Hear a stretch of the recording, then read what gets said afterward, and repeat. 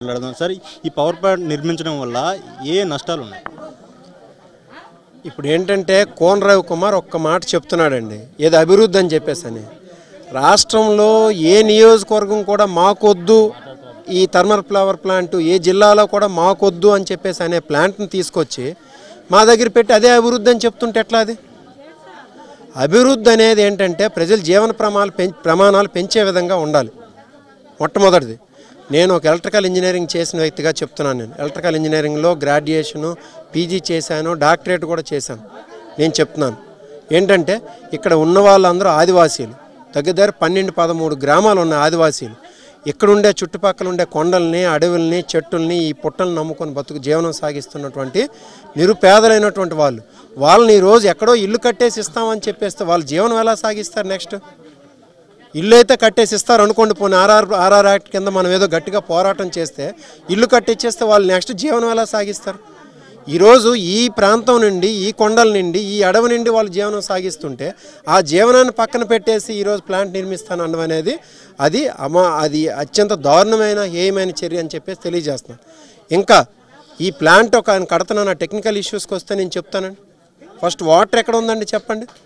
ఈరోజు 3.5-4 టీఎంసీలు వాటర్ కావాలి. అది ఆ వాటర్ ఎక్కడి నుండి ఇస్తారు ఆయన? ఈరోజు నేరడ్ బ్యారేజ్ నిర్మిస్తే తప్పించి కనీసం హై లెవెల్ కెనాల్కి ఒక చుక్క నీటిని కూడా ఇవ్వలేని పరిస్థితి. నేను ఈరోజు కోన రవికుమార్ గారికి మీడియా ముఖంగా, మీ ముఖంగా సవాల్ చేస్తున్నాను. హై లెవెల్ కెనాల్ ద్వారా మీరు ఒక చుక్క నీరైనా పారిస్తే ఈ 4 సంవత్సరాల్లో మీరు దేనికంటే దానికి ఒప్పుకుంటాను నేను. ఈ లోపు ల్యాండ్ ఎక్విజిషన్ చేసి ఏం చేస్తారు?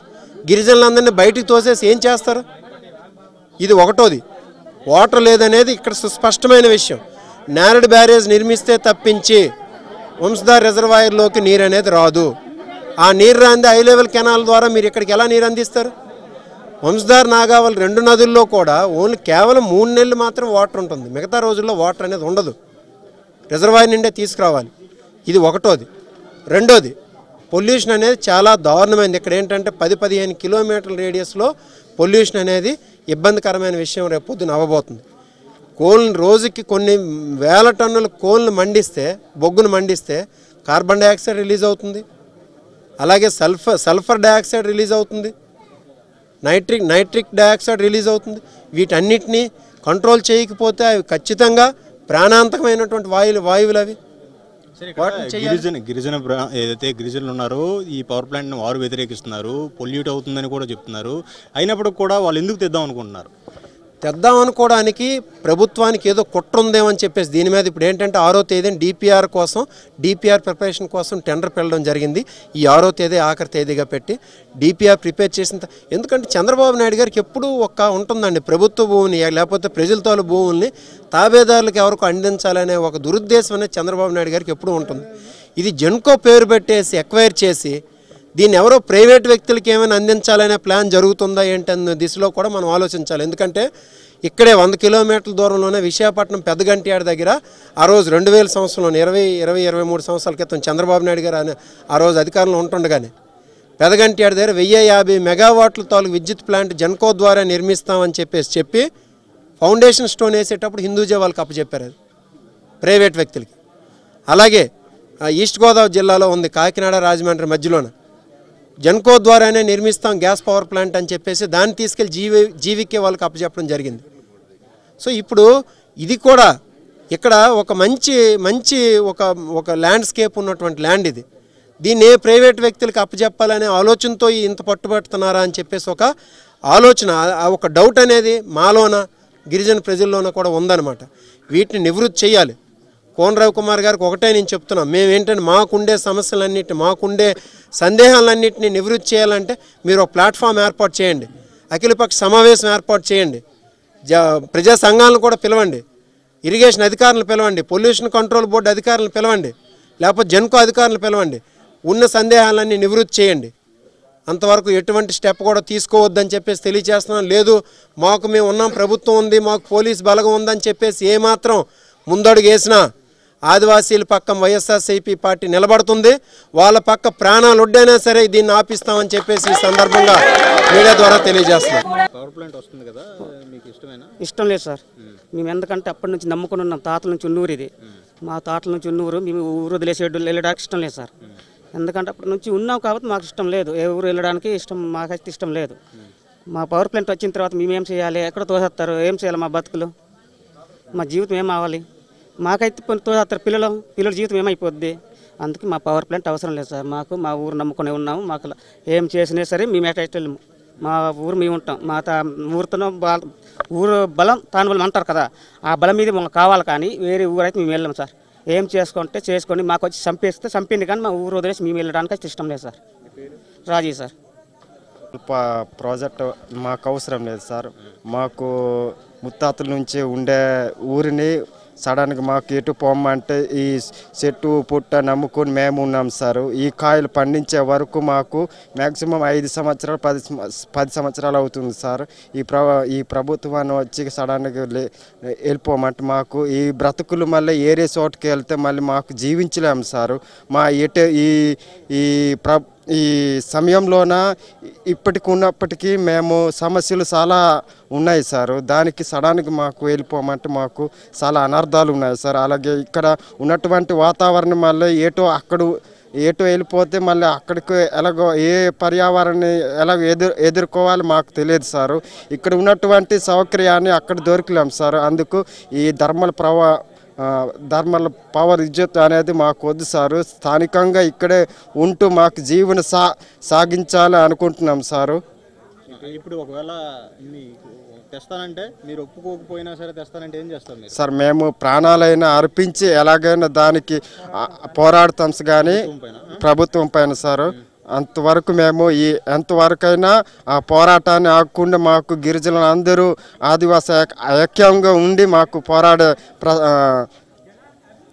పోరాడే ఐక్యత మాకు కొనసాగిస్తామని మనం తెలియజేసుకుంటున్నాం సార్.